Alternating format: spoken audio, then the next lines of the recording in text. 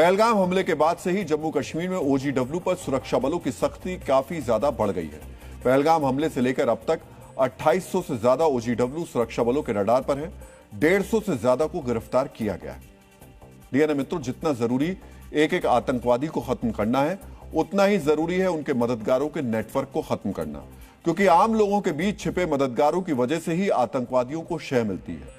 Jammu Kashmir police और सुरक्षा बल घाटी में लगातार आतंकवादियों को पनाह देने वाले नेक्सस को खत्म करने का ऑपरेशन चला रहे हैं और इसी सिलसिले में एक बड़ी सफलता मिली है। किश्तवाड़ के छतरू इलाके में एक स्थानीय मस्जिद के इमाम को गिरफ्तार किया गया। यह इमाम सालों से आतंकवादियों को मदद मुहैया करवा रहा था। इमाम के भेष में छिपे आतंकवादियों के इस मददगार का नाम है मोहम्मद रफीक नाइक। जांच में पता चला कि नाइक आतंकी संगठन जैश-ए-मोहम्मद के लिए ग्राउंड हैंडलर की भूमिका निभा रहा था। रफीक नाइक के पकड़े जाने की पूरी कहानी और टाइमलाइन आपको जाननी चाहिए। 23 फरवरी को किश्तवाड़ के ही छन्नू इलाके में सुरक्षा बलों ने जैश-ए-मोहम्मद के कमांडर सैफुल्लाह और उसके 6 साथियों को ऑपरेशन त्राशी के तहत मार गिराया। सैफुल्लाह का एनकाउंटर एक बड़ी सफलता थी, क्योंकि वो बीते 2 साल में सुरक्षा बलों को 20 बार चकमा दे चुका था। सवाल ये उठ रहे थे कि आखिर 7 आतंकवादियों का गुट लगातार 2 साल से किश्तवाड़ में ही सुरक्षा बलों को कैसे चकमा दे रहा है। यहीं से लोकल सपोर्ट का शक पैदा हुआ।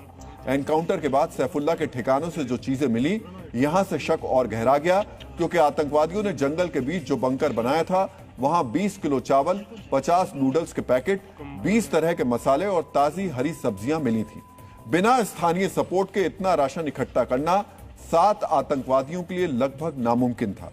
सैफुल्लाह के एनकाउंटर के बाद एनकाउंटर साइट्स पर मिले इलेक्ट्रॉनिक उपकरणों के जरिए ट्रेसिंग शुरू हुई और एनकाउंटर के 5 महीने बाद मस्जिद में इमाम के भेष में छिपे आतंकवादियों के मददगार मोहम्मद रफीक नाइक को गिरफ्तार कर लिया गया।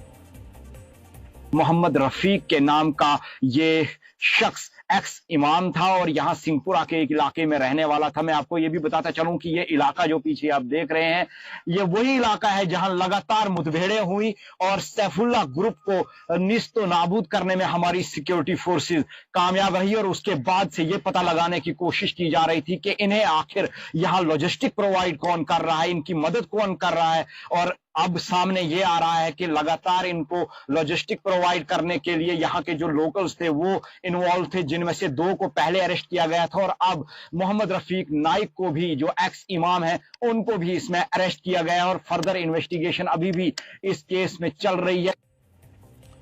आज आपको यह भी समझना चाहिए कि जितने खतरनाक हथियारबंद आतंकवादी हैं, उससे कहीं ज्यादा खतरनाक आतंकी बिना हथियार उठाए उनके मददगार हैं।